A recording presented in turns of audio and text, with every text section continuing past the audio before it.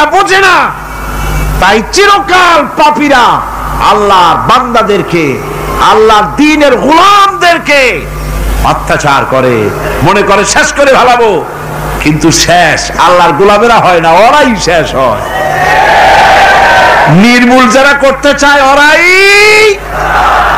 নির্মূল হয়ে যায়। টিকে থাকে কে? আল্লাহর গোলামেরা। টিকে থাকে কে?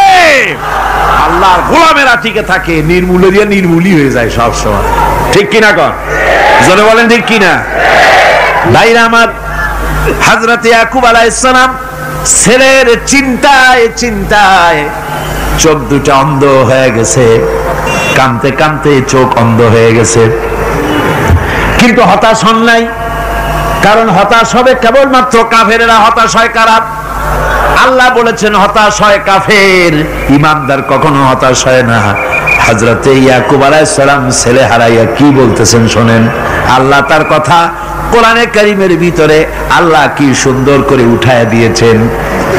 হযরত ইয়াকুব পড়তেছেন, ফাসাবরুন জামিলুন আসাল্লাহু আইয়াতিয়ানি বিহিম জামিআন ইন্নাহু হুয়াল আলিমুল হাকীম। ফাসাবরুন জামিল, ধৈর্য ধারণ করাই এখন আমার জন্য উত্তম। আমি এখন ধৈর্য ধারণ করব, হয়তো শীঘ্রই আল্লাহ আমার যাদের হারাইছি তাদের সকলকে আল্লাহ আমার কাছে ফিরিয়ে দিবেন। তিনি সুবিজ্ঞ, তিনি প্রচন্ড ক্ষমতার মালিক। আশায় বুক বেঁধে থাকলেন তিনি। আর ইউসুফ আলাইহিস সালাম আজকে প্রেসিডেন্ট। তিনি মিশরের কি তিনি 11 ভাই গেছে সেইখানে খাবার আনার জন্য। হযরত ইউসুফ আলাইহিস সালামের চিনতে কোনো কষ্ট হয় নাই, ওরা তো চেনে নাই, কিন্তু ইউসুফ আলাইহিস সালাম চিনে ফেলেছেন।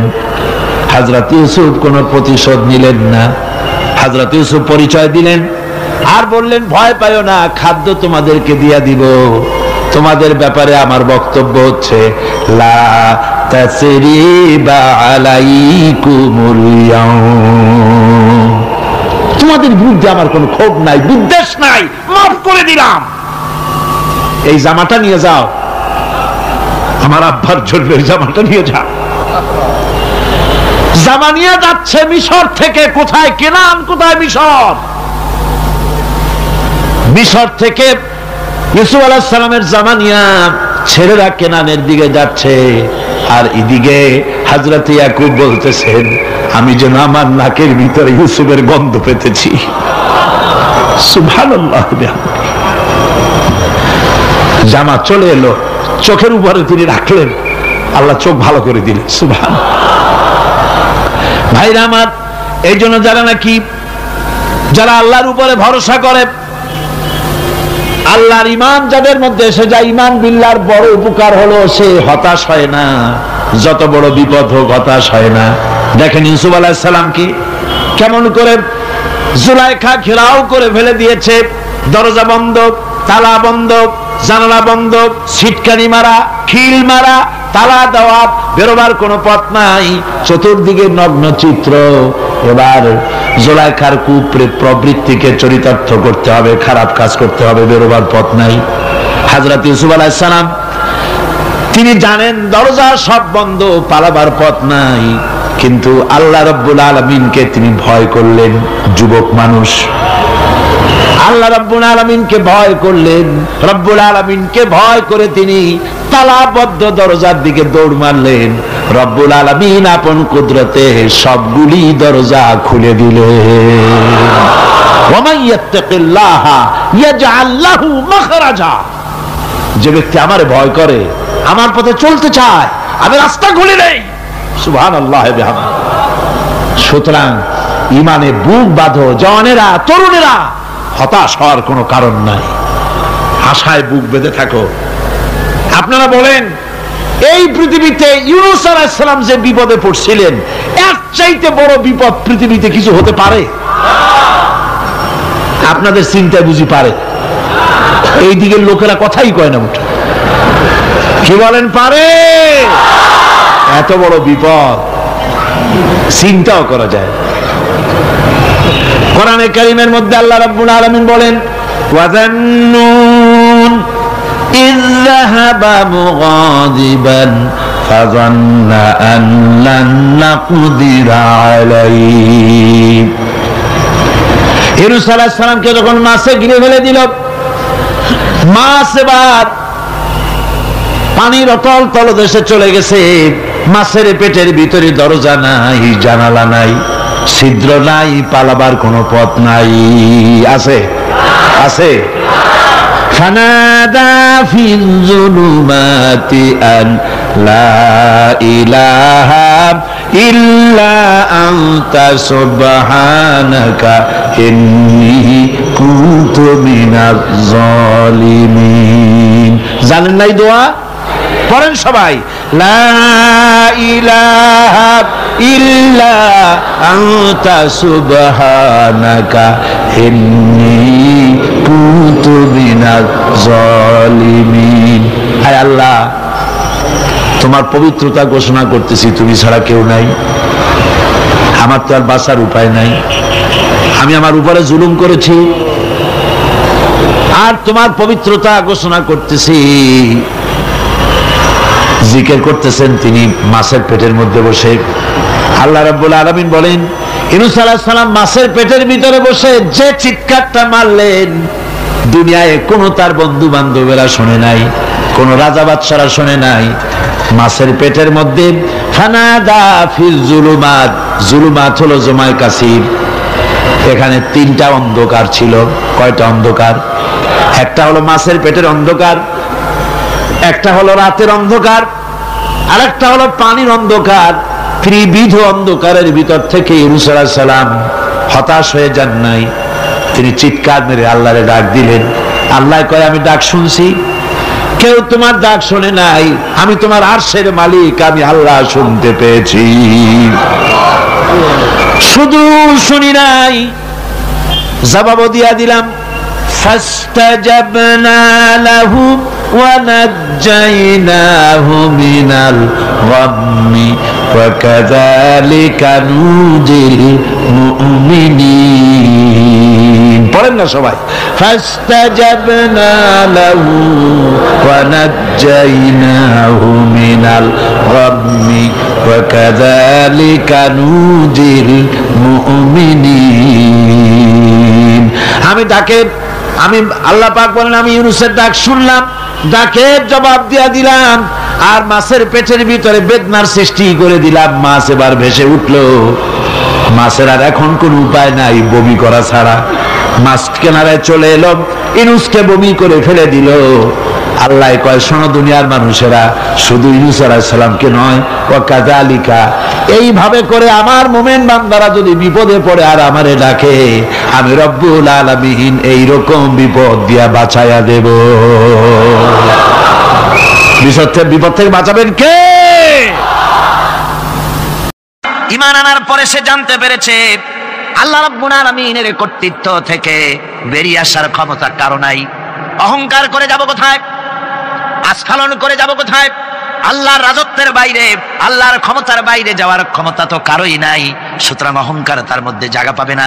আল্লাহ পাক দুনিয়ার সমস্ত মানুষের জিনকে পরিষ্কার করে বলেছেন, ইয়া মাশারাল জিন্নি ওয়াল ইনস ইন ইসতাতা'তুম আন তানফুযু মিন আকতারিস সামাওয়াতি ওয়াল আরদ ফানফুযু লা তানফুযুনা ইল্লা বিসুলতান। হে পৃথিবীর মানুষেরা আর জেনেরা, যদি সম্ভব হয় আমার আকাশের নিচের থেকে জমিনের উপর থেকে বেরিয়ে যা। বেরিয়ে যেতে পারবে না। আমি আকাশ এবং জমিন থেকে যদি সম্ভব করতে পারো বেরিয়ে যা। আর যদি কোনো আকাশ থাকে তার নিচে যা, আর যদি কোনো জমিন থাকে তার উপরে যাও। এমন দেশ যদি পাও যেখানে আমার আলো ছাড়া কোনো আলো আছে, আমার বাতাস ছাড়া কোনো বাতাস আছে, আমার চাঁদ সূর্য ছাড়া কোনো চাঁদ সূর্য আছে, যাও সেখানে। আল্লাহ রাব্বুল আলামিন বলেন নাই এরকম যাওয়ার কোনো উপায় নাই। আমি আল্লাহ রাব্বুল আলামিন আকাশ আর জমিন দিয়ে প্যাকেট করে রেখেছি, আটকায় রেখেছি। আমার রাজত্ব থেকে, আমার ক্ষমতা থেকে, আমার কর্তৃত্ব থেকে বেরিয়ে যাওয়ার ক্ষমতা কোনো মানুষের নাই, কোনো জেনের নাই, কোনো প্রাণীর নাই। সুবহানাল্লাহ। মানুষ হচ্ছে অহংকার কিসের হবে? তোমরা হচ্ছ ফকির। আল্লাহ পাক বলছেন ওয়াল্লাহুল গানিয়্যু ওয়া আনতুমুল ফুকারা। আল্লাহ হচ্ছেন গনি। আল্লাহ কি? গনি, বেনিয়াস, বেপরোয়া। ফাআলুল লিমা ইউরিদ, যা খুশি তাই করে, কারো মুখাপেক্ষী তিনি নন। কোরআনে কারীমে রব্বুল আলামিন বলেছেন, নবী আপনি আমার ব্যাপারে, আমার গুণাবলীর ব্যাপারে বলুন। কুল হুয়াল্লাহু আহাদ, পড়েন সবাই। কুল হুয়াল্লাহু আহাদ আল্লাহুস সামাদ লাম ইয়ালিদ ওয়া লাম ইউলাদ ওয়া লাম ইয়াকুল লাহু কুফুয়ান আহাদ। আল্লাহ পাক বলেন, বান্দারে ও আমার নবী আপনি বলুন, আল্লাহ পাক এক এবং একক, তিনি নিরঙ্কুশ, তিনি বেনিয়াস, তিনি কারো মুখাপেক্ষী নন, তিনি কাউকে জন্ম দেন নাই, তাকেও কেউ জন্ম দেয়নি। আকাশ এবং জমিনে আল্লাহর সমকক্ষ কেউ নাই। তোমরা হচ্ছ ফকির আর আমি আল্লাহ হচ্ছে বেনিয়াস। লিল্লাহি মা ফিস সামাওয়াতি ওয়া মা ফিল আরদ, আকাশে যা আছে জমিনে যা আছে সব আল্লাহ, সব কার? আল্লাহ পাকের। সুতরাং কিসের অহংকার, কিসের মাতবাড়ি? মানুষ পেছনের কথা ভুলে যায়, মোটেই চিন্তা করে না। একটু আগে যারা ক্ষমতায় ছিল আজকে তারা ক্ষমতা হারা, আজকে যারা ক্ষমতায় এলো তারা আবার ক্ষমতা মস্তদে বসে দুনিয়ার সব বিপদ আপদ ভুলে যায়। কি করে আরো বেশি লুটপাট করা যায়, আরো বেশি মানুষকে শোষণ করা যায়, মানুষ এই চিন্তাই করে। অহংকারে ক্ষমতার দর্পে ফেটে পড়ে, চিন্তা করে না পেছনের কথা। আল্লাহ রাব্বুল আলামিন বলেন,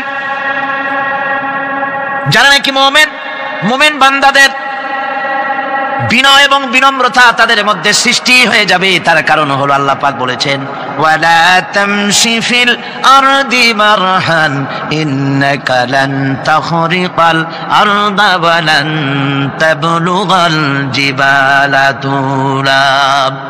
ওয়ালা তামশি ফিল আরদি মারহান, আমার জমিনের উপরে অহংকার করে পা ফেলো না। তুমি কি পারবে অহংকার করে আমার জমিনটাকে ফাটাই দিতে? কি বলেন, পারা যাবে? অহংকার করে জমিনের উপরে লাথি মারেন জোরে, জমিন ফাটবে? ফাটবে না, আপনার পা ছিঁড়ে যাবে। আপনি কি পারবেন অহংকার করে পাহাড়ের উচ্চতা লাফ দিয়ে ছাড়াই যেতে পারবেন? তাও পারবেন না। সুতরাং আল্লাহ পাকের উপরে ঈমান আনলে পরে তাদের মাথা এভাবে নত হয়ে যায়, অহংকার তাদের মধ্যে জায়গা পায় না। অহংকার কিসের? কিসের অহংকার তোমার? মানুষ তার জন্মের কথা, কোরআনে কারীম বলে মানুষ কি তার জন্মের কথা স্মরণ করে না? তোমার তো এমন অবস্থা ছিল, দুনিয়ায় উল্লেখযোগ্য বিষয়বস্তু হিসাবে তুমি পরিগণিত ছিলে না। তুমি হচ্ছ, তোমার জন্মের উৎস কথা হচ্ছে এক ফোঁটা নাপাক পানি, এমন নাপাক পানি যা শরীর থেকে নির্গত হলে পরে গোসল করা ওয়াজিব হয়ে যায়। এমন এক ফোঁটা নাপাক পানি যারা জন্মের উৎস, তার আবার অহংকার কিসের? পৃথিবীতে অহংকার যারাই করলো আল্লাহ পাক তাদেরকে ভালো করে দেখাই দিলেন। নমরুদকে দেখাইছেন, ফেরাউনকে দেখাইছেন, যুগের ছোট ছোট নমরুদ ফেরাউন, যেখানে যেখানে খুদে খুদে ফেরাউন হয়েছে আল্লাহ সকলকেই দেখিয়ে দিয়েছেন। দেন নাই? দেখিয়ে দিয়েছেন। সুতরাং মাথা নিচু করে চলতে হবে, বিদ্যার বড়াই করা চলবে না। কত লেখাপড়া করেছো তুমি? এমএ পাস করেছো, তাতে কি হয়েছে? সবে মাত্র বর্ণবোধ পড়েছো, জ্ঞানের রাজ্যে পা ঢুকিয়েছো, এখনো কিছু শেখনি। টাইটেল পাস করেছো তো কি হয়েছে? কদ্দুর শিখেছো? নিউটনের মতো মানুষ মৃত্যুর সময় বললেন, জ্ঞান সমুদ্রের বেলাভূমিতে দাঁড়িয়ে সামান্য বালু কণা নিয়ে নাড়াচাড়া করলাম, অথই সমুদ্রের কিছুই দেখতে পারলাম না। শেখ সাদি রহমতুল্লাহ আলাইহি ইন্তেকালের সময় বলেছেন, মালুম শোধ কি হিচ মালুম না শোধ, সারা জীবন সাধনা করে বুঝিলাম ইহা যে কিছুই বুঝিলাম না। এগুলি হচ্ছে জ্ঞানীদের কথা। আর কোন রকম ইউনিভার্সিটির বারান্দা দিয়ে 3-4 দিন হাঁটছে, কয় যে সব বুঝি। কি বুঝছো? কয় দেয়ার ইজ নো গড, স্রষ্টা বলতে কেউ নেই। পাগল কি আর গাছে ধরে মিয়া? সুতরাং বিদ্যার বড়াই চলবে না, স্বাস্থ্যের বড়াই চলবে না, অর্থের বড়াই চলবে না। অর্থের বড়াই করবে, কত অর্থ তোমার হয়েছে? আল্লাহ যদি ইচ্ছে করেন ব্রেনের মধ্যে, মগজের মধ্যে এমন টিউমার করে দিবেন, মগজের মধ্যে এমন ক্যান্সার করে দেবেন, হার্টের ভিতরে এমন ক্যান্সার লাগাই দিবেন, 14 গোষ্ঠী বিক্রি করলে ঔষধের পয়সা হবে না। পারবে কিনা আল্লাহ কন? যারা বলবেন পারবেন কিনা? এমন বহুত অসুখ আছে ডাক্তাররা বোঝেই না ঔষধ দেবে কি। হযরত ইউনূস আলাইহিস সালাম মাছে তারে গিলে ফেলে দিল, হতাশায় তিনি হার্ট ফেল করেন নাই। মাছের পেটের মধ্যে যদি কেউ চলে যায়, বেরিয়ে যাওয়ার জন্য কোনো ব্যাকডোর আছে নাকি কন? পালাবার কোন রাস্তা আছে? মাছের পেটের জানালা দরজা আছে কিছু? কিছুই নেই। তিনি হতাশ হলেন না, মাছের পেটের ভেতরে বসে হযরত ইউনূস আলাইহিস সালাম বুক ভরা আশা নিয়ে আল্লাহর দরবারে তিনি ঘোষণা করলেন, লা ইলাহা ইল্লা আনতা সুবহানাকা ইন্নী কুনতু মিনাজ জালিমিন। পড়েন না সবাই, লা ইলাহা ইল্লা আনতা সুবহানাকা ইন্নী কুনতু মিনাজ জালিমিন। হযরত ইউনূস আলাইহিস সালাম বলেন, আল্লাহ তুমি ছাড়া কোনো ইলাহ নাই, তোমার পবিত্রতা ঘোষণা করছি, আমি জালিমদের অন্তর্ভুক্ত হয়ে গেছি। তিনি যখন চিল্লাচ্ছিলেন, মাছের পেটের ভিতরে বসে যখন কাতরুক্তি করতেছিলেন, আল্লাহ বুঝি তখন শোনেন নাই সে কথা? কি বলেন? আল্লাহ বুঝি তখন তন্দ্রায় বা নিদ্রায় ছিলেন? না, আল্লাহ পাক কি ঘুমান? তন্দ্রায় যান? লা তাখুযুহু সিনাতুন ওয়ালা নাওম। আল্লাহ রাব্বুল আলামিন বলেন, কোন তন্দ্রা বা নিদ্রা আল্লাহ রাব্বুল আলামিনকে স্পর্শ করে না। হযরত ইউনূস আলাইহিস সালাম যখন মাছের পেটের ভিতরে বসে চিৎকার মারলেন, আল্লাহ পাক বলেন, ইউনূস রে, তোমার ওই ডাক কেউ শুনে নাই, দুনিয়ার কোন রাজা বাদশা শুনে নাই, দুনিয়ার কোন বন্ধু বান্ধব তোমার শুনে নাই, কিন্তু আমি তোমার আরশের মালিক আমি রব্বুল আলামিন শুনেছি। শুধু শুনি নাই, সঙ্গে সঙ্গে জবাব দিয়ে দিয়েছি। ফাস্তাজাবনা লাহু ওয়া নাজ্জাইনাহু মিনাল গাম্মি। পড়েন, ফাস্তাজাবনা লাহু ওয়া নাজ্জাইনাহু মিনাল গাম্মি ওয়া কাযালিকা নুজিল মুমিনিন। আল্লাহ পাক বলেন, আমি জবাব দিলাম। মাছের পেটের ভিতরে বেদনা শুরু হয়ে গেল, মাছ আর তলদেশে শুয়ে থাকতে পারলো না, সাঁতরাতে পারলো না, মাছ ভেসে উঠলো উপরে। পেটের যন্ত্রণায় মাছ কিনারায় চলে এসে বমি করে দিতে পারলে যেন বাঁচি, এই অবস্থা মাছের হলো। কিনারায় চলে এলো, বমি করে ইউনূস আলাইহিস সালামকে ফেলে দিল, মাছও বাঁচলো, ইউনূস আলাইহিস সালামও বাঁচলো। আল্লাহ রাব্বুল আলামিন বলেন, মুমিনেরা শোনো, শুধু ইউনূসকে নয়, ওয়া কাযালিকা নুজিল মুমিনিন, এইভাবে করে মুমিন বান্দারা যদি আমাকে ডাকে, আমার কাছে যদি হাত ফাইলায়, আমি আল্লাহ রাব্বুল আলামিন মুমিনদের এভাবে বিপদ মুক্ত করে দেই। আল্লাহ পাক বিপদ মুক্ত করে দেন। ওয়া মান ইয়াত্তাকিল্লাহা ইয়াজআল লাহু মাখরাজা, আল্লাহকে যে ভয় করে আল্লাহ তার জন্য রাস্তা খুলে দেন। জোরে কোন সুবহানাল্লাহ। দেখেন, ইউসুফ আলাইহিস সালাম, জুলাইখা তাকে আটকায় ফেলেছে ঘরের মধ্যে, তালা দেওয়া, খিল দেওয়া, সিটকানি মারা, পালাবার পথ নাই, চতুর্দিকে উলঙ্গ নগ্ন চিত্র। আর এই সুন্দরী যুবতী নারী জুলাইখা তার প্রেম নিবেদন করেছে হযরত ইউসুফের কাছে। যৌবনে ভরা টকবগে যৌবনের যুবক হযরত ইউসুফ আলাইহিস সালাম, সৌন্দর্যের পিরামিড, বাঁচার কোনো পথ নাই জুলাইখার কুপ্রবৃত্তি চরিতার্থ করে দেওয়া ছাড়া। কিন্তু হযরত ইউসুফ আলাইহিস সালাম আল্লাহ রাব্বুল আলামিনকে ডাকলেন, হতাশায় ভেঙে পড়লেন না, আল্লাহকে ভয় করলেন, আল্লাহকে ডাকলেন। আল্লাহকে ডেকে, আল্লাহকে ভয় করে তালাবদ্ধ দরজার দিকে যখন দৌড় মারলেন, রব্বুল আলামিন আপন কুদরতে দরজার তালাগুলি খুলে দিলেন। ভাইরা আমার, এভাবে করে মুমিনেরা কখনো হতাশ হয় না। ফাইন্না মাল উসরি ইউসরা, ইন্না মাল উসরি ইউসরা। মনে রাখতে হবে, দুঃখ কষ্টের সাথে থাকে সুযোগ সুবিধা, আর প্রত্যেক অসচ্ছলতার সাথে থাকে উদার সচ্ছলতা। এর কোনো বিপরীত কখনই হয় না। আল্লাহ রাব্বুল আলামিন এইভাবে করে মুমিনদেরকে বলেছেন যেন তারা হতাশায় ভেঙে না পড়ে। আল্লাহ পাক বলেন, বান্দা যখন আমাকে ডাকে, আমি বান্দার একদম নিকটে, তার ঘাড়ের চাইতেও নিকটে। ওয়া নাহানু আকরাবু ইলাইহি মিন হাবলিল ওয়ারিদ। আমি আমার বান্দার সব যে রগের উপরে তার মাথা, এর থেকেও আমি আমার বান্দার বেশি নিকটে। সুবহানাল্লাহ পড়েন। আমি তোমার কাছে, আমার কাছে মাপ চাও, যত বড় গুনাহ হোক। ওয়াকালা রাব্বুকুম উদউনি আস্তাজিব লাকুম। তোমার প্রভু তোমাকে ডেকে বলেছে, আমাকে ডাকো, আমি মাফ করে দেব। সুবহানাল্লাহ বিহামদিহি। কত বড় কথা, আমাকে ডাকো, নিরাশ হয়ো না, হতাশ হয়ো না। আল্লাহর গজব বেশি না রহমত বেশি? আল্লাহর রহমত বেশি। হাদিসে কুদসির ভিতরে এসেছে, আল্লাহ পাক বলেছেন, কোন বান্দা যদি আমার দিকে এক বিগত অগ্রসর হয়, আমার রহমত তার দিকে এক হাত এগিয়ে যায়। কোন বান্দা যদি আমার দিকে হেঁটে আসে, আমার রহমত তার দিকে দৌড়ে যায়। বান্দা যখন আল্লাহর দরবারে দুহাত উঁচু করে চোখের পানি ফেলে দেয়, মুসলিম শরীফের হাদিসের ভিতরে এসেছে, গভীর রাতের তৃতীয় অংশে আল্লাহ রাব্বুল আলামিন প্রথম আকাশে আসেন আর ডেকে বলেন, পৃথিবীতে আছো নাকি কেউ গুনাহ করে জীবন বরবাদ করে দিয়েছো, আমার কাছে মাপ চাও। ঋণগ্রস্ত আছো, অসুস্থ আছো, অপমানিত আছো, কে আছো মাজলুম, আমাকে ডাকো, আমার কাছে বলো, আমি ডাকের সাড়া দেব, জীবনের আশা পূরণ করে দেব। ওই সময় যেই সমস্ত লোকেরা কান্দে তাহাজ্জুদের নামাজ পড়ে, আল্লাহ জিজ্ঞেস করেন ফেরেশতারা, অমুক অমুক দেশ অমুক অমুক বান্দারা কান্দে কেন? ফেরেশতারা বলে, রব্বুল আলামিন তুমি তো ভালো করে জানো। আল্লাহ বলেন, জানি, তবু তোমাদের মুখে শুনতে চাই। তারা বলে, রব্বুল আলামিন তোমার এই বান্দা গুনাহ করেছি, গুনার জন্য মাপ চায়, জাহান্নাম থেকে বাঁচতে চায়। আল্লাহ পাক বলেন, ফেরেশতারা আমার এই বান্দারা আমারে দেখেছে নাকি? বলে দেখে নাই। বলে আমার দোজখ দেখেছে নাকি? বলে না, তাও দেখে নাই। আমার বেহেশত দেখেছে নাকি? বলে না, তাও দেখে নাই। আল্লাহ পাক বলেন, ফেরেশতারা সাক্ষী থাকো, ওরা আমাকে দেখে নাই, আমার বেহেশত দোজখ কিছুই দেখে নাই, শুধুমাত্র আমার নবীর কথা, আমার কোরআনের কথা বিশ্বাস করে আরামের ঘুমকে হারাম করে যেভাবে তারা কাঁদতেছে, সাক্ষী থেকে যাও ফেরেশতারা, আমার রহমতের দরিয়ায় জোশ মেরেছে, আমার ওই ক্রন্দনরত বান্দাগুলিকে আমি আল্লাহ মাফ করে দিলাম। সুতরাং মুমিন বান্দা যারা, আল্লাহর মুমিন বান্দা যারা, এই ঈমানের কোয়ালিটি, এটাও হতাশায় নিরাশায় ভেঙে পড়বে না। গুনাহ তো মানুষই করে, গুনাহ হয়ে গেছে, মাপ চাও। তোমার গুনাহ কদ্দূর? তোমার গুনাহ যদি হয় পাহাড় সমান, আল্লাহর রহমত আকাশ সমান। জাহান্নামের কঠিন শাস্তি থেকে বাঁচতে হলে আল্লাহর প্রতি ঈমান আনতে হবে। আর ঈমান আনলে যে কোয়ালিটিগুলি হওয়া উচিত, সেগুলি আমি আপনাদের সামনে আলোচনা করছি।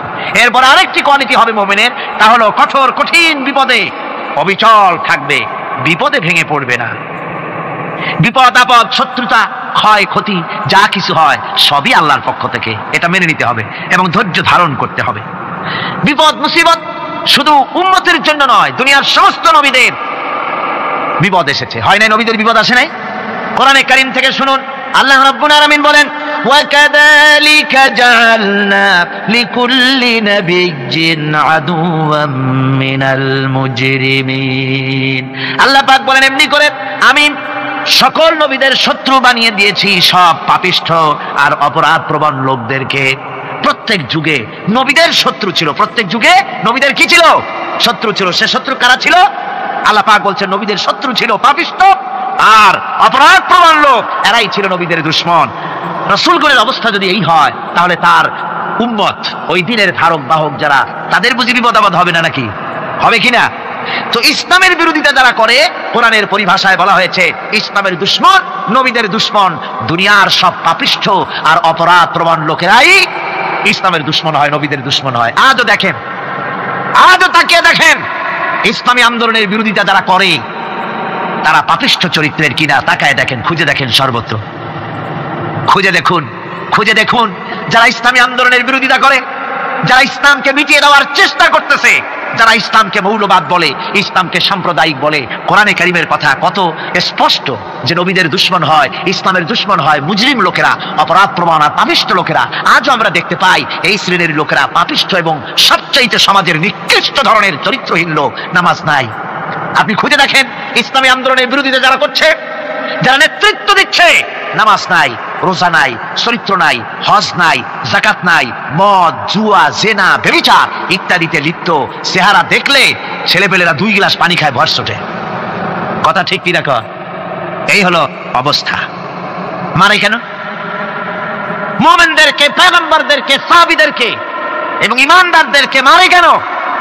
তার কারণ হচ্ছে আল্লাহ রাব্বুল আলামিন বলেছেন, ওয়া মা নাকামু মিনহুম ইল্লা আইয়ুমিনু বিল্লাহিল আজিজিল হামিদ। কাফিররা ঈমানদার লোকদেরকে অন্য কোন অপরাধী নির্যাতন চালায় না, নির্যাতন চালায় শুধু এই কারণে যেহেতু মুমিন লোকেরা পরাক্রমশালী, আল্লাহ রাব্বুল আলামিনের দ্বীনকে কায়েম করতে চায়, তার উপরে ঈমান এনেছে, এই কারণেই তারা মারে। ঠিক কিনা কর?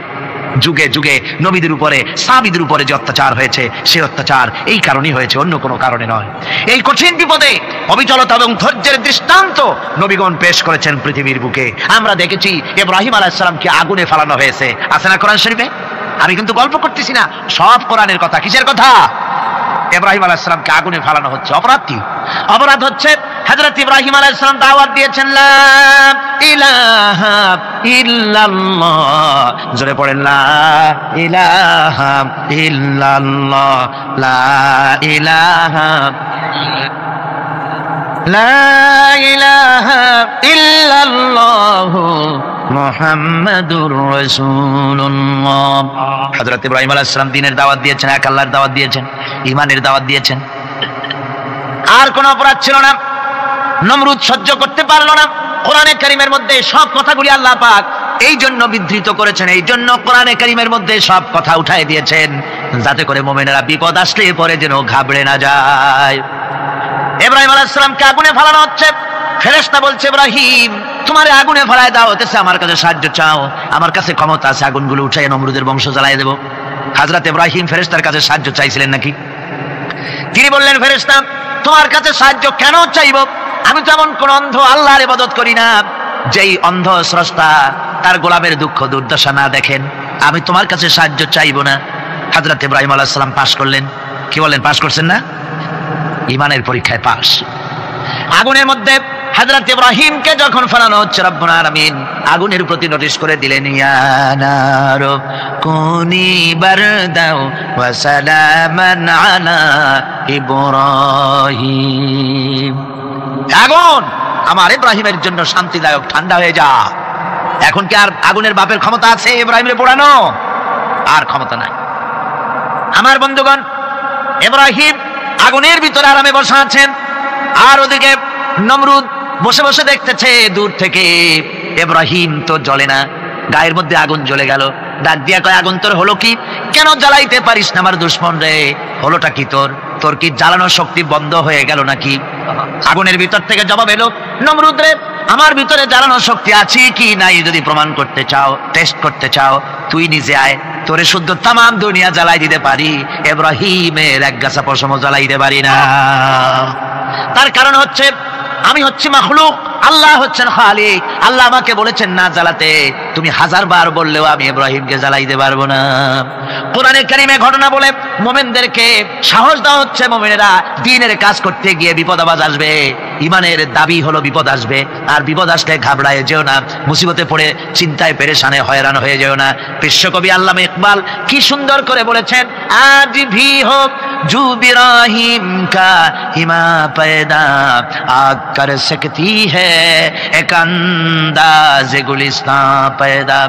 ইব্রাহিমের ঈমান যদি আজিও কোথাও হয় বিদ্যমান, করতে পারেন অগ্নিকুণ্ডে খুবসুরত এক গুলিস্তান।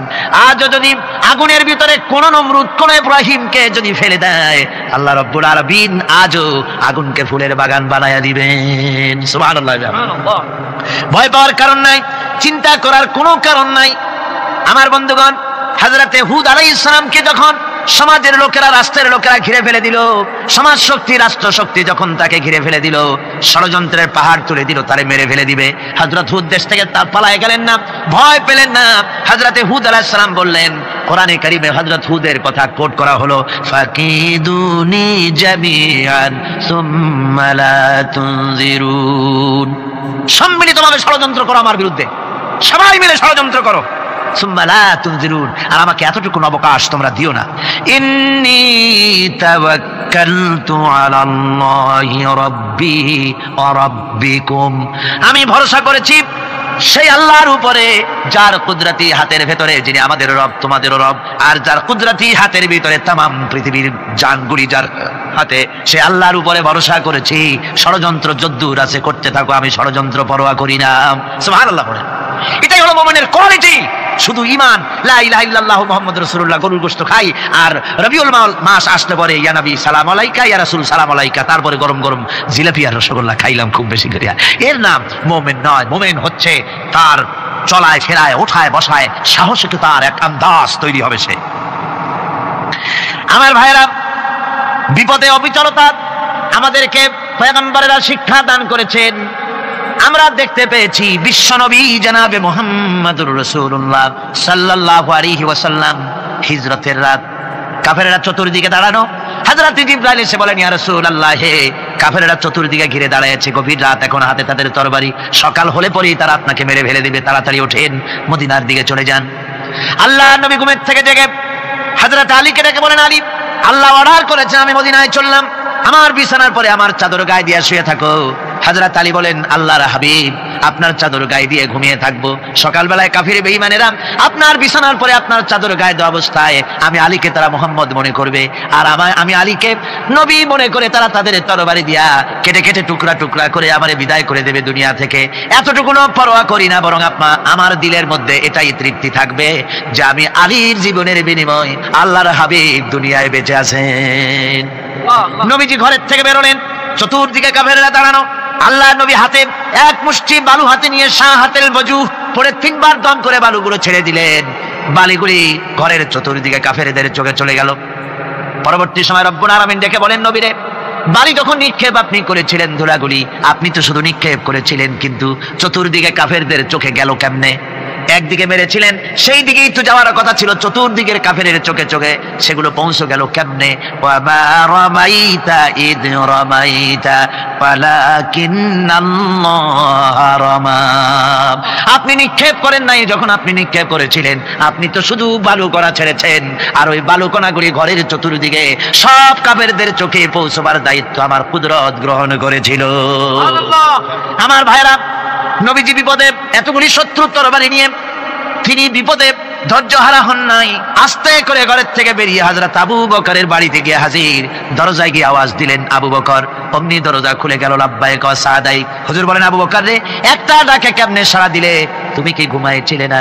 হযরত আবু বকর বলেন, হুজুর আপনি বলেছেন আমাকে নিয়ে হিজরত করবেন, আমি মনে মনে চিন্তা করেছি, না জানি কত রাত্রে নবীজি আসেন, উঠতে যদি আমার দেরি হয়ে যায়, নবীজি যদি দরজার কাছে দাঁড়ায় দাঁড়ায় আমার ডাকাডাকি করে, আর আমি যদি ঘুমায় থাকি, তাহলে আল্লাহ নবীর সঙ্গে বেয়াদবি হয়ে যাবে। এই মনে করে বিছানায় না ঘুমাইয়া আপনার গলার আওয়াজ শোনার জন্য এই দরজার সঙ্গে পিঠ লাগায়া লাগায়া দাঁড়ায়া ঘুমাচ্ছিলাম। আল্লাহ নবী হযরত আবু বকরকে সঙ্গে করে নিয়ে চললেন মদিনার দিকে। উল্টা পথে রওনা করলেন। বারবার কাবা শরীফের দিকে তাকাতে লাগলেন। বুখারী শরীফে এসেছে, নবীজি বারবার কাবার দিকে তাকিয়ে বলতেছেন, রে কাবা, বড় আশা ছিল তোর কাছে থাকবো, তোর খেদমত করব, কিন্তু তোর নিষ্ঠুর সন্তানেরা তোর কাছে আমারে থাকতে দিল না রে। আল্লাহ নবী মিসফারা দিয়ে জাবালে কেদওয়ার উপর দিয়ে চলে গেলেন জাবালে সুরে। গুহার কাছে যখন গিয়েছেন, ফজর রক্ত হয়ে গেল। হযরত আবু বকর রাদিয়াল্লাহু তাআলা আনহু বলছেন, হুজুর আর উপায় নাই, দিন হয়ে গেল, এখন বুঝি ধরা পড়ে যাব। ওই গুহার মধ্যে গিয়ে আশ্রয় নেই, তবে আপনি দাঁড়ান, গুহার ভিতরেই পাহাড়িয়া গুহা, বিচ্ছু থাকতে পারে, সাপ থাকতে পারে, আমি আগে ঢুকি, যদি কোনো হিংস্র প্রাণী থাকে আমার উপর দিয়ে আঘাত হয়ে যাক, আল্লাহর নবী হেফাজতে থাকুন। হযরত আবু বকর রাদিয়াল্লাহু তাআলা আনহু গুহার ভিতরে নামলেন। নেমে গুহা সাফ করে হুজুরকে ডাকলেন। হুজুর তাশরীফ ফরমালেন গুহার মধ্যে। হুজুর বলেন, আবু বকর, হেঁটে হেঁটে কষ্ট হয়ে গেছে, তুমি বসো, তোমার উরুর উপরে মাথা রেখে আমি একটু ঘুমায়ে যাই। আল্লাহর হাবিব ঘুমায় গেলেন। হযরত আবু বকর লক্ষ্য করে দেখেন চতুর্দিকে অনেকগুলি গর্ত দেখা যায়। এই গর্ত থেকে সাপ আসতে পারে, বিচ্ছু আসতে পারে মনে করে নিজের গায়ের চাদর ছিঁড়ে ছিঁড়ে গর্তগুলি বন্ধ করা শুরু করে দিলেন। কয়েকটা গর্ত বন্ধ করার মতো চাদর আর নাই, পাও দিয়ে চেপে ধরলেন। এক পাহাড়িয়া বিষধর সাপ বেরোবার জন্য চেষ্টা করে বেরোবার পথ খুঁজে নেই পেয়ে হযরত আবু বকরের পায়ের উপরে দংশন করেছে। বিষের যন্ত্রণায় হযরত আবু বকরের চোখ থেকে পানি দরদর করে পড়ছে। রাসূলুল্লাহর ঘুম ভেঙে গেল। আল্লাহর নবী তাকে বলেন, আবু বকর, চোখে পানি কেন? বাড়ির কথা বুঝি মনে পড়ে গেছে? হযরত আবু বকর বলেন, ইয়া রাসূলুল্লাহ, আল্লাহর নামে কসম করে বলি, যেই দিন আমি ঈমান এনেছি ওই দিন থেকে আমার মা বাপ, আমার কোলে আমার সন্তান, আমার স্ত্রী, আমার জায়গা জমি ঘর বাড়ি, এমনকি আমার নিজের আত্মার চাইতে হুজুর আপনারে ভালোবাসি বেশি। তাহলে কাঁদো কেন? হযরত আবু বকর বলেন, হুজুর বাড়ির জন্য কাঁদি না, ছেলেপেলের জন্য কাঁদি না, সাপে দংশন করেছে, যন্ত্রণায় কাঁদতেছি। আল্লাহ নবী সঙ্গে সঙ্গে মুখ থেকে থুতু বার করে যন্ত্রণার জায়গায় লাগাই দিলেন। সঙ্গে সঙ্গে যন্ত্রণা বন্ধ হয়ে গেল।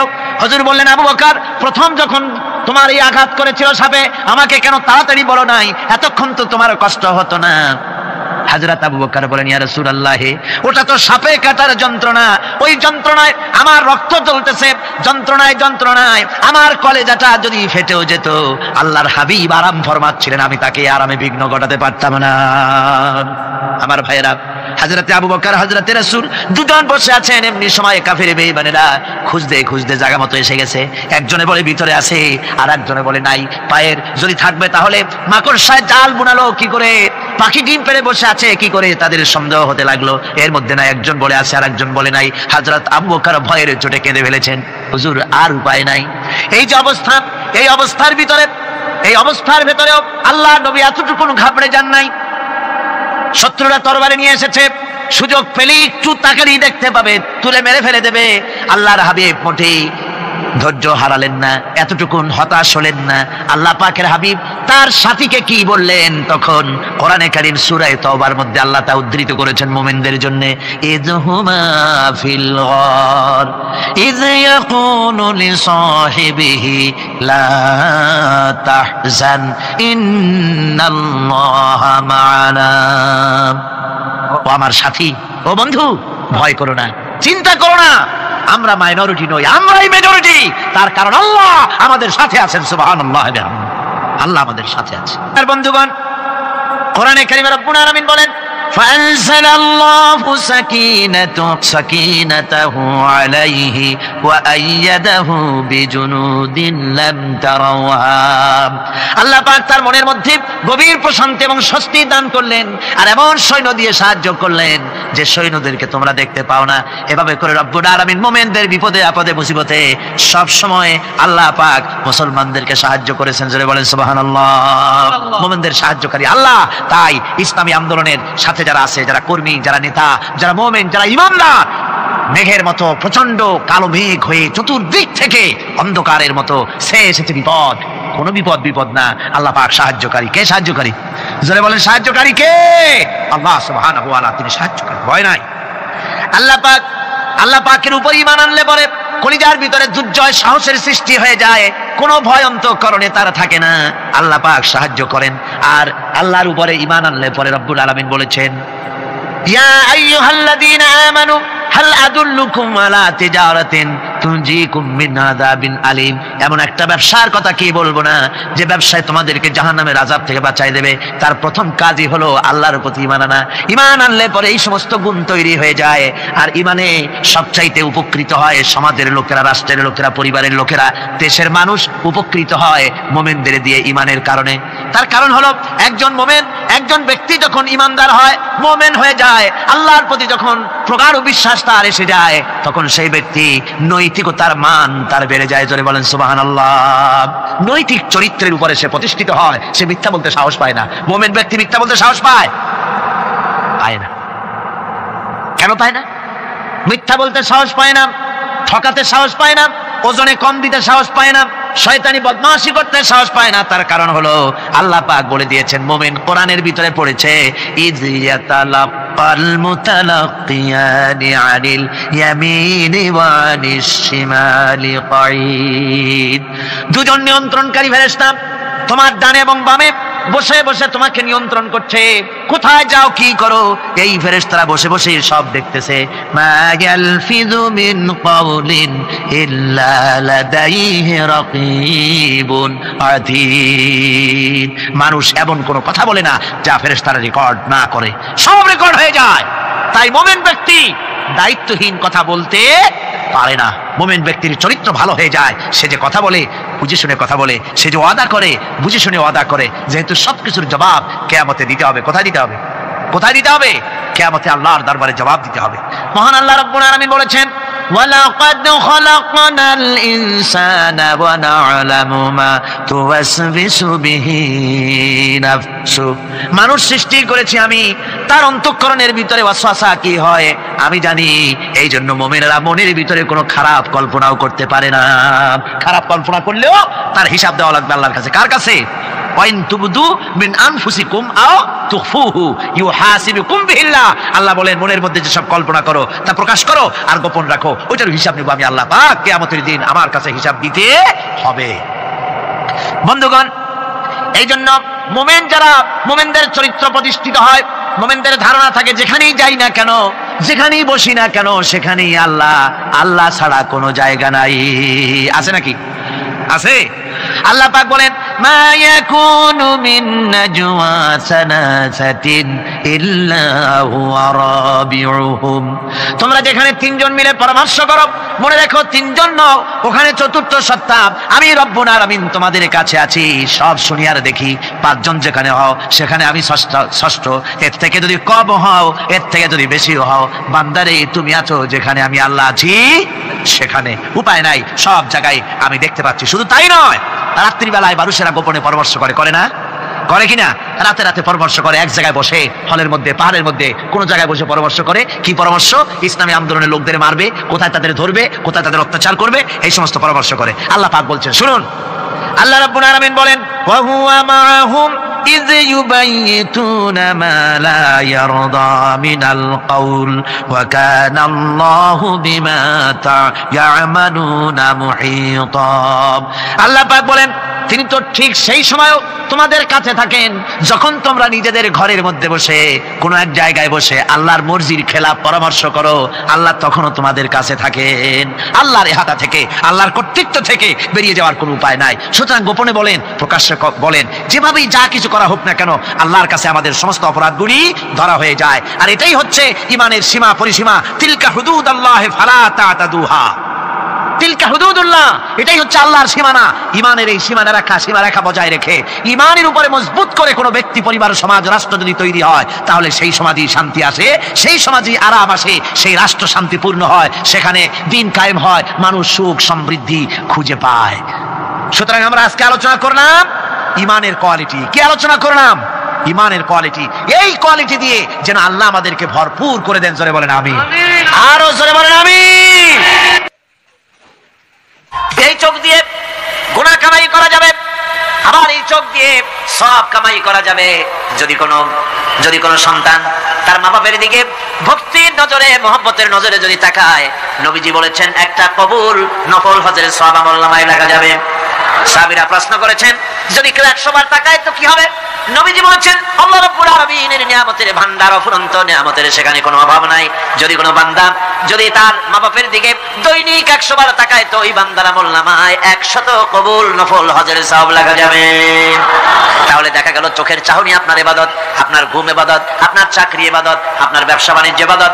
তার মানে হলো আল্লাহর গোলামি, আল্লাহর হুকুম অনুযায়ী কাজ করার নামই হচ্ছে ইবাদত। ইয়াকা না'বুদু ওয়া ইয়াকা নাস্তাঈন। পড়েন সবাই, ইয়াকা না'বুদু ওয়া ইয়াকা নাস্তাঈন। আল্লাহ তাআলা একমাত্র তোমার গোলামি করি, তোমারই আনুগত্য করি, তুমি ছাড়া কারো গোলামি করি না, তুমি ছাড়া কারো গোলামি করি না। এখন দোকানদার নামাজের মধ্যে পড়লো ইয়াকা না'বুদু। ইয়াকা না'বুদু, না'বুদু শব্দটা হচ্ছে মুজারের সিগা। এর মধ্যে দুইটা কাল পাওয়া যায়, বর্তমান আর ভবিষ্যৎ, দুটি কাল পাওয়া যায়। না'বুদু এই শব্দ দিয়ে বোঝানো হচ্ছে কি, আল্লাহ পাক এই নামাজের ভিতরে যেমন তোমার হুকুম পালন করে নামাজ আদায় করছে, যেমন নামাজের ভিতরে কিছু খাওয়া যায় না, বাইরে খাওয়া জায়েজ ছিল, নামাজ পড়ছি বলে খানাটা আমার জন্য হারাম হয়ে গেছে। কথা বলা জায়েজ ছিল, নামাজের ভিতরে কথা বলা হারাম করে দিলাম। এদিক ওদিক তাকানো জায়েজ ছিল, নামাজের ভিতরে এদিক ওদিক তাকানো বন্ধ করে দিলাম। তার মানে আমার জন্য চিরস্থায়ী, সব সময়ের জন্য আমার জন্য হালাল করে দেওয়া জিনিসগুলি এই নামাজের ভিতরে অল্প সময়ের জন্য হারাম করে প্রমাণ করে দিলাম। মাবুদ গো, এই নামাজের পরে চিরস্থায়ী হারাম করি, এইভাবে আমার জন্য হারাম করে নেব। নামাজটা পড়ছি যেভাবে করে, নামাজের বাইরের জীবন চালাবো সেইভাবে করে। সেজদা দিলেই তো সওয়াব হয়। সেজদা দিলে কি হয়? সওয়াব হয়। যদি কেউ 5-6টা সেজদা দিয়ে দেয় এক রাকাতের মধ্যে তো কি হবে? যদি কেউ নামাজ পড়লে তো সওয়াব হয়। ফজরের নামাজ যদি 4 রাকাত পড়ে তো কি হবে? মাগরিবের নামাজ যদি 2 রাকাত পড়ে অথবা 4 রাকাত পড়ে তো কি হবে? ইচ্ছে করে যদি ভাবে করে, ভুল করবে নয়, ইচ্ছে করে যদি করে তাহলে আল্লাহর আইনের সঙ্গে বিরোধিতা করছে বলে সে বিদ্রোহী হিসাবে প্রমাণিত হবে। সুতরাং কথা হচ্ছে নামাজের ভিতরে আল্লাহ পাক ইয়াকা না'বুদু, এই নামাজের ভিতরে তোমার হুকুম মেনে যেভাবে নামাজ আদায় করি, নামাজের বাইরের জীবনটাও তোমার হুকুম মেনে পালন করব। এটাই হচ্ছে ইবাদতের মূল থিম, মূল আইডিয়া, মূল ফিলোসফি। নামাজ ইবাদত করতে হবে জীবনের সব ক্ষেত্রে। নামাজের ভিতরে বললাম ইয়াকা না'বুদু। দোকানদার, এই লোকটা কি? দোকানদার, ঘি বিক্রি করবে, ঘি আনছে দোকানে। তারপরে নামাজ পড়তে দাঁড়িয়েছে, দোকানের পেছনে ছোট্ট ঘর আছে, নামাজ পড়তে দাঁড়িয়েছে, শুরু করে দিল আল্লাহু আকবার, আলহামদুলিল্লাহি রাব্বিল আলামিন, আর রহমানির রহিম, মালিকি ইয়াউমিদ্দিন, ইয়াকা না'বুদু ওয়া ইয়াকা। তাড়াতাড়ি পড়তে হবে যেহেতু খরিদ্দার আসতেছে। খরিদ্দার 2-4 জন ভিড় জমায়েছে, নামাজ ছেড়ে দিয়েছে। কর্মচারীকে ডাকছে, পেরেশন, ভিতরে আসলো। আমি তো কেবল খাঁটি ঘি নিয়ে আসছি, ওর মধ্যে তো ভেজাল দিই নাই। তাড়াতাড়ি করে ওর মধ্যে যা দিয়ে ভেজাল দিতে হয় ভেজাল দিয়ে ঠিক মতো দিয়া তারপরে বিক্রি করবি। 100 টাকা কিনছিস, 250 টাকা করে বিক্রি করবি। আল্লাহু আকবার, রহমানির রহিম, মালিকি ইয়াউমিদ্দিন, ইয়াকা না'বুদু ওয়া ইয়াকা। এটা নামাজ হইল কর? এই নামাজের আল্লাহর কোনো দরকার আছে? কোনো দরকার নাই। ইবাদত তো হবে নামাজ যার হুকুমে, ব্যবসা তার হুকুমে। নামাজে সেজদা দিব যার হুকুমে, রোজা রাখবো তার হুকুমে, নামাজ পড়বো যার হুকুমে, অর্থনীতি চালাবো তার হুকুমে, নামাজ পড়বো যার হুকুমে আমার দেশের কলকারখানা চলবে, নামাজ পড়বে যার হুকুমে পার্লামেন্ট চলবে তার হুকুমে, নামাজ পড়বো যার হুকুমে রাজনীতি চলবে তার হুকুমে। এর উল্টা পাল্টা যদি হয় মুসলমান মানতে পারে কখনই।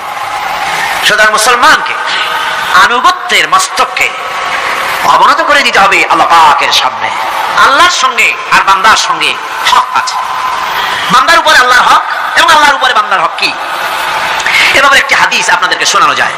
হাদিসটি হচ্ছে ওয়ান মুআজ বিন জাবাল রাদিয়াল্লাহু তাআলা قال كنت رديف النبي صلى الله عليه وسلم على حمار فقال لي يا معاذ أتدري ما حق الله على العباد وما حق العباد على الله।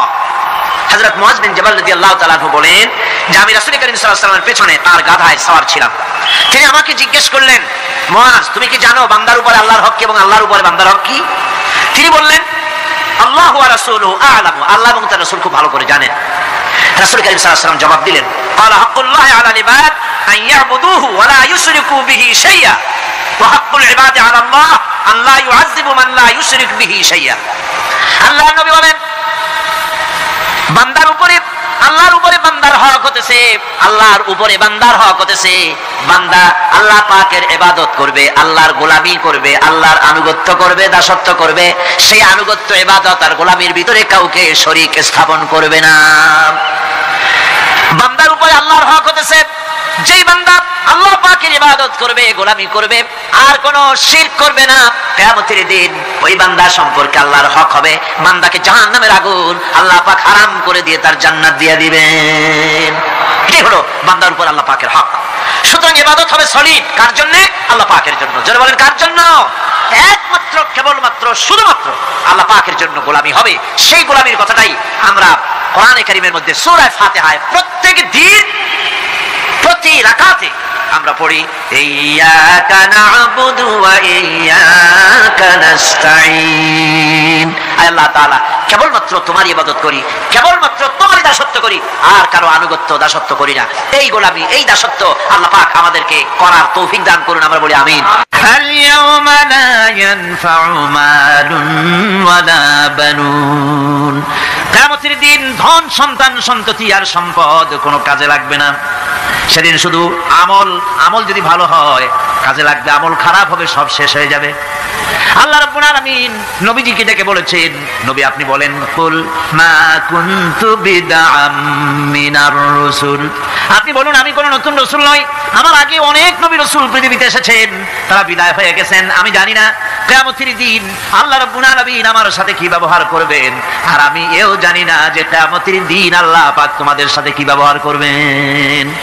এই আয়াত নাযিল হওয়ার পর আল্লাহর হাবিব তার মেয়েকে ডাকলেন, জামাইকে ডাকলেন, নাতিদেরকে ডাকলেন, আহলে বাইতদেরকে ডাকলেন, আর বললেন ও আমার মেয়ে কলিজার টুকরা ফাতেমা গো শোনো, কেবলমাত্র আয়াত নাজিল হয়ে গেল, আল্লাহ পাক আমাকে শোনাইছেন কিয়ামতের দিন আমি জানি না আমার সঙ্গে কি ব্যবহার করা হবে, আর এও জানি না যে তোমাদের সাথে কি ব্যবহার করা হবে।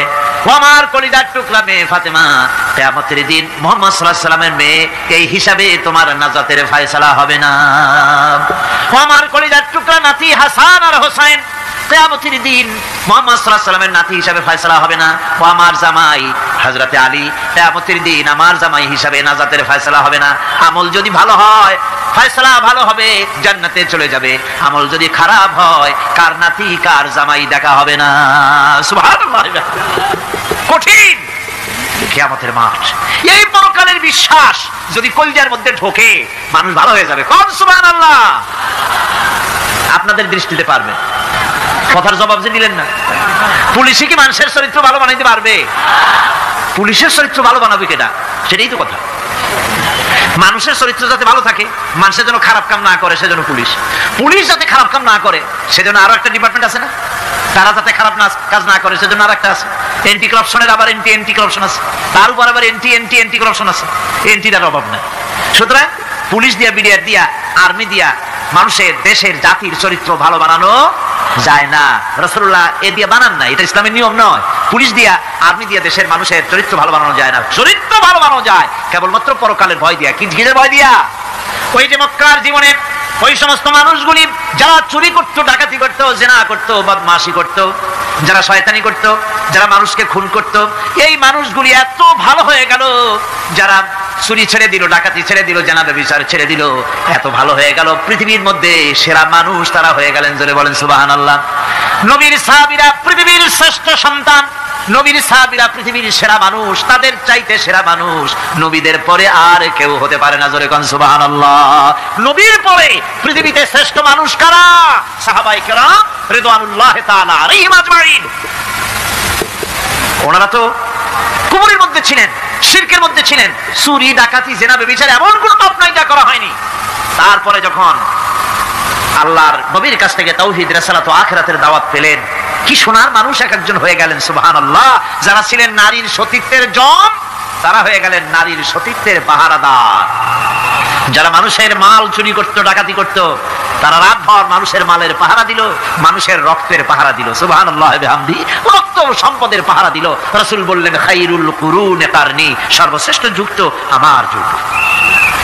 বন্ধুগণ, এরপরে একটা জীবন আসবে ওই কিয়ামতের ময়দানে। এই পরকালের বিশ্বাসটা গুরুত্বপূর্ণ ব্যাপার, আমাদের সব কিছুর হিসাব দেওয়া লাগবে। আল্লাহ পাক বলেন ইন্নাস সামআ ওয়াল বাসারা ওয়াল ফুআদা কুল্লু উলাইকা আনহু মাসউলা। নিঃসন্দেহে মানুষের শ্রবণ শক্তি, দর্শন শক্তি এবং তার অন্তঃকরণের কল্পনা সম্পর্কে আল্লাহ রাব্বুল আলামিনের কাছে জিজ্ঞাসিত হতে হবে। কান দিয়া কি করেছিলা, চোখ দিয়া কি করেছিলা, মুখ দিয়া কি করেছিলে, হাত দিয়ে কি করেছিলে, সবকিছুর জবাব আল্লাহ রাব্বুল আলামিনের কাছে দিতে হবে। সবটার জবাব দিতে হবে, কোনো কিছু বাদ যাবে না। এমনকি মনের ভিতরে যে কল্পনা আমরা করি, এই কল্পনার হিসাব আল্লাহর দরবারে দিতে হবে। কোরআনে কারীম বলছেন ওয়া ইন তুবদু মা ফি আনফুসিকুম আও তুখফুহু ইউহাসিবকুম বিহিল্লাহ। মনের ভিতরে তুমি যেটা কল্পনা করো সেটা প্রকাশ করো, অথবা তুমি গোপন রাখো, যাই তুমি করো না কেন আল্লাহ রাব্বুল আলামিন এর হিসাবও তোমার কাছে নেবেন। ফায়াগফিরু লিমান ইয়াশা ওয়া ইউআযযিবু মান ইয়াশা ওয়াল্লাহু আলা কুল্লি শাইইন কাদির। মহান আল্লাহ পাক বলেন, করার পর তোমার মনের ভিতরে কি কল্পনা করেছিলে ওইটার হিসাব আমি নেব। হিসাব নেওয়ার পর যারে খুশি ক্ষমা করে দেব, যাকে খুশি শাস্তি প্রদান করব। সবকিছুর উপরে আল্লাহ রাব্বুল আলামিন শক্তিমান, সব তিনি করতে পারেন, সমস্ত কুদরত রয়েছে তার। সুতরাং মানুষদেরকে, আল্লাহর বান্দাদেরকে বিশ্বাস করতে হবে যে আমার কোনো কথা বাদ যাবে না। কথাগুলি রেকর্ড হচ্ছে, কথা রেকর্ড হচ্ছে।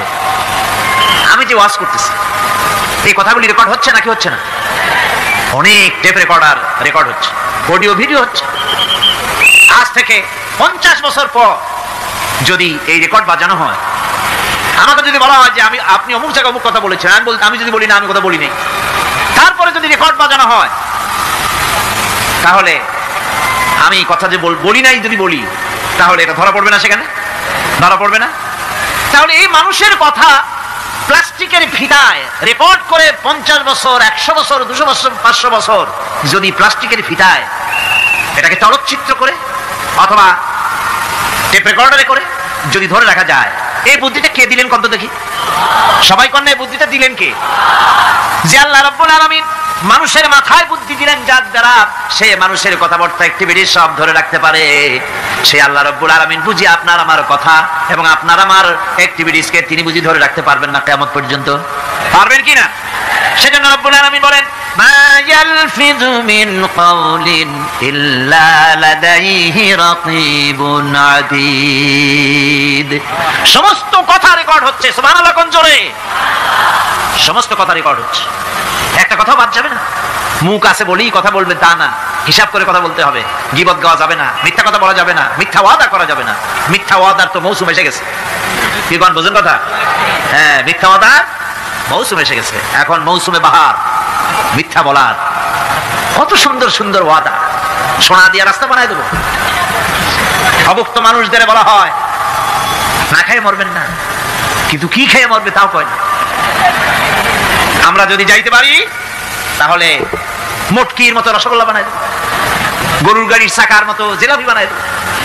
খাইতে গিয়ে হা করে শীত হয়ে থাকবে। কত রঙিন রঙিন কথা। মিথ্যা ওয়াদার সময় এসেছে।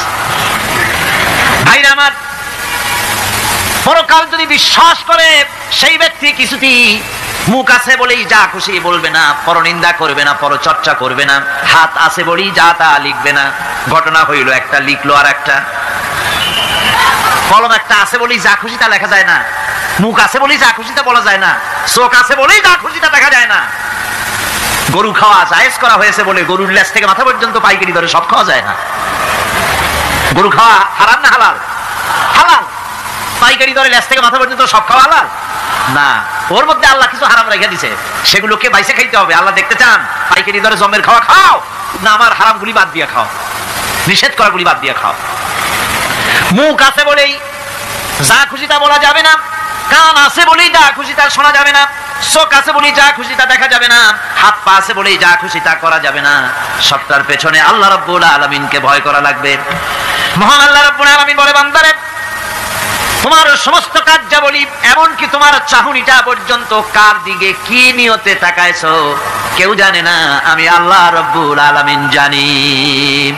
ওয়ায়ালামু খায়নাতাল আয়ুনি ওয়া মা তুখফিস সুদূর। তোমার অন্তঃকরণ কি জিনিস গোপন করে আর তোমার চক্ষু কি লুকোচুরি খেলে আমি টের পাই। সুবহানাল্লাহ বিহামদি। চশমার ফাঁক দিয়া কি দেখো, কানে দেখো, কি নজরে দেখো, সানগ্লাস পরিয়া কেউ ঠিক পায় না, আমি ঠিক পাই। সুবহানাল্লাহ, জোরে কান সুবহানাল্লাহ।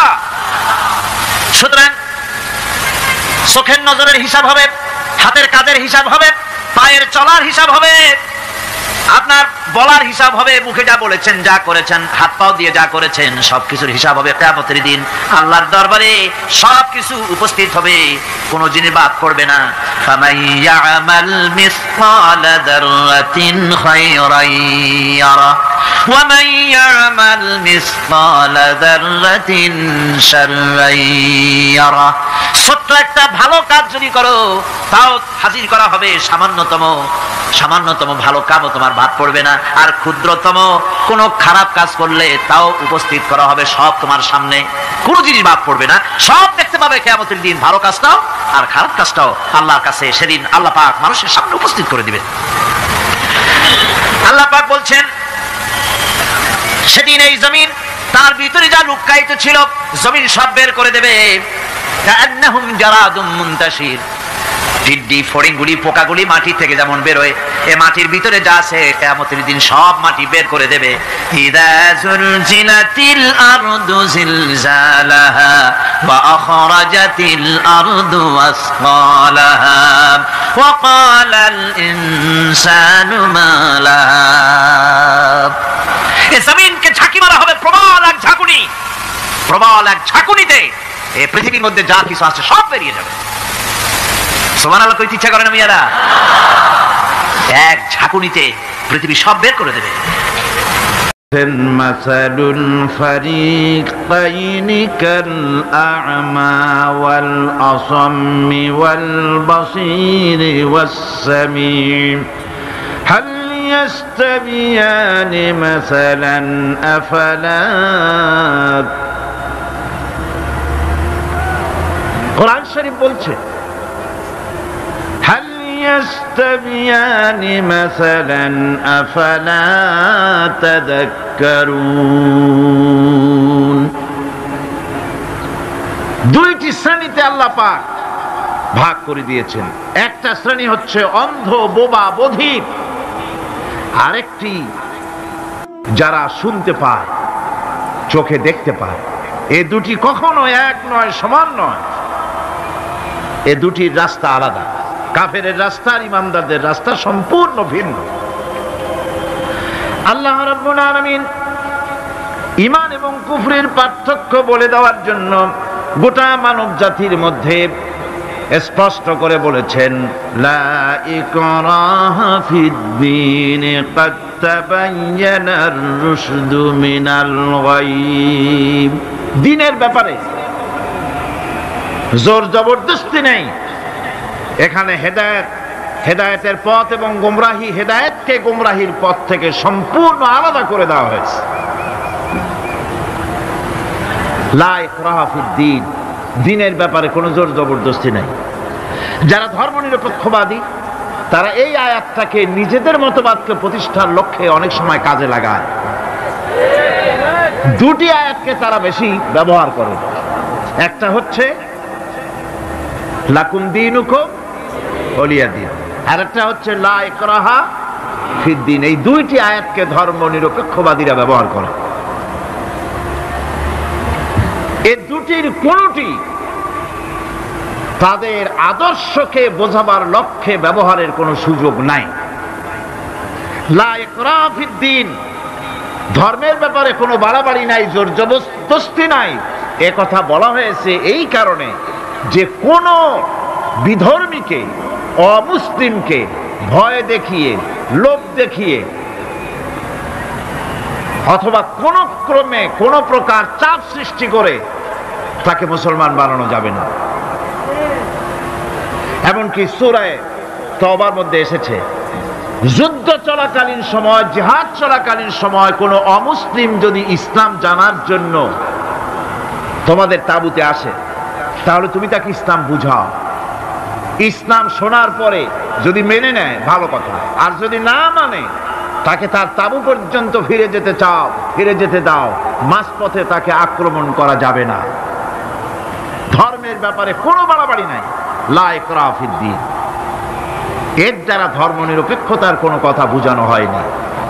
আর লাকুম দীনুকুম ওয়ালিয়া দ্বীন, এটা ছিল কাফেরদের সেই বক্তব্যের প্রেক্ষিতে যেখানে কাফেররা বলেছিল মুহাম্মদ সাল্লাল্লাহু আলাইহি ওয়াসাল্লাম, আসুন আমরা এক কাজ করি, সেটা হলো ধর্ম নিয়ে আমাদের মধ্যে যে বাকবিতণ্ডা হচ্ছে, আমরা ধর্মকে 50-50 ভাগ করে নিই।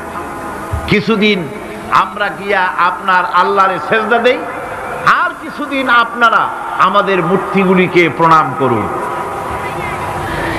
এই প্রস্তাব যখন রাখল, আল্লাহ রাব্বুল আলামিন সূরা কাফিরুন অবতীর্ণ করে দিলেন, কুল ইয়া আইয়ুহাল কাফিরুন লা আ'বুদু মা তা'বুদুন।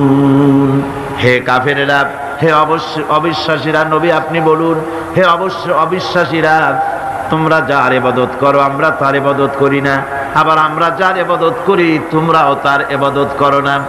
সুতরাং লাকুম দীনুকুম ওয়ালিয়া দীন, সুতরাং তোমাদের দিন তোমাদের জন্য, আমাদের দিন আমাদের জন্য। এখানে নিরপেক্ষতার কথা বলা হয় না, এখানে পক্ষের কথা বলা হয়েছে। কিসের পক্ষ? ধর্মের পক্ষ। কিসের পক্ষ? হিন্দু, খ্রিস্টান, বৌদ্ধ, তোমরা তোমাদের ধর্মের পক্ষে থাকো। মুসলমান, তোমরা তোমাদের ধর্মের পক্ষে থাকো। ধর্মের ব্যাপারে নিরপেক্ষ হওয়ার কোনো সুযোগ নাই। আছে নাকি সুযোগ?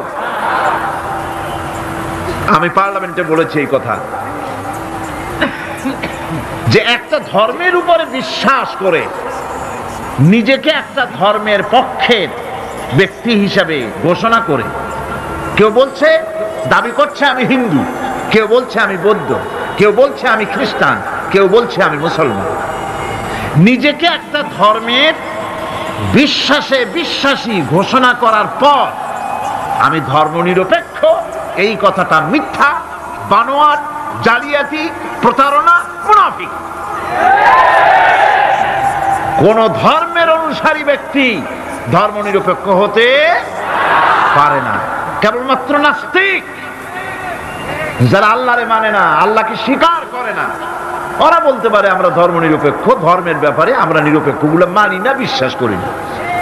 কিন্তু যারা ধর্মে মানে, সেদের যে ধর্মেরই হোক না কেন, সে ব্যক্তি ধর্মনিরপেক্ষ যদি দাবি করে, এটা মিথ্যে কথা, এটা মুনাফিকি ছাড়া আর কিছু হতে পারে না। মুসলমানকে, যে কোনো জাতিকে যে ধর্মে আছে ধর্মের পক্ষে থাকার কথাই বলা হয়েছে। এখন আমি বলতেছিলাম ইমানের কথা। ইমান আগে আনতে হবে। ইমান সম্পর্কে আল্লাহ রাব্বুল আলামিন বলতেছেন, ইমান হলো আগে, তারপরে ইসলাম। আবার ইমান আনার আগে আবার কুফরি একটা শব্দ আছে, সেটা হলো ফামাইয়াকফুর বিত بالطاغوت ويؤمن بالله فقد استمسك بالعروة الوثقى لا انفصام لها والله سميع عليم ফামান ইয়াকফুর বিত্তাগুত, যে ব্যক্তি তাগুতকে অস্বীকার করেছে, সর্বপ্রথম তাগুতকে অস্বীকার করতে হবে। ওয়া ইউমিন বিল্লাহ, আর এরপরে আল্লাহর উপরে যে ঈমান আনলো, ফাকাদ ইসতামসাকা বিল উরওয়াতিল উসকা, সে এমন এক শক্ত অবলম্বন ধারণ করলো যা তাকে কোনো কিছুই বিচ্ছিন্ন করবে না, ধ্বংস করে দেবে না। সুবহানাল্লাহ। এখন সত্যিকারের ইমানদারের পরিচয়টা কি? কোরআনে কারীম সত্যিকারের ইমানদারের পরিচয় এভাবে পেশ করতেছে, ইন্নামাল মুমিনুনা আল্লাযীনা আমানু বিল্লাহি ওয়া রাসূলিহি সুম্মা লাম ইয়ারতাবু وجاهدوا بأموالهم وأنفسهم في سبيل الله أولئك هم الصادقون।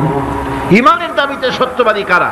ইন্নামাল মুমিনুনা আল্লাযীনা আমানু বিল্লাহি ওয়া রাসূলিহি, সত্যিকারের মুমিন তো তারা যারা নাকি ঈমান এনেছে আল্লাহর উপর এবং রাসূলের উপরে। এই ঈমান আনার পর সুম্মা লাম ইয়ারতাবু, এরপরে কোন সন্দেহে সে নিপতিত হয় নাই, কোন সন্দেহ তার মনের মধ্যে জায়গা পায় নাই, আর সে আল্লাহর রাস্তায় জিহাদ করেছে মাল দিয়ে, জান দিয়ে।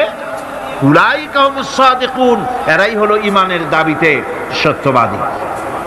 সুম্মা লাম ইয়ারতাবু, অথবা এক বিন্দু সন্দেহ মনের মধ্যে জায়গা দেয় নাই, অর্থাৎ ঈমান আনছি কার উপরে? আল্লাহর উপরে। কার উপরে?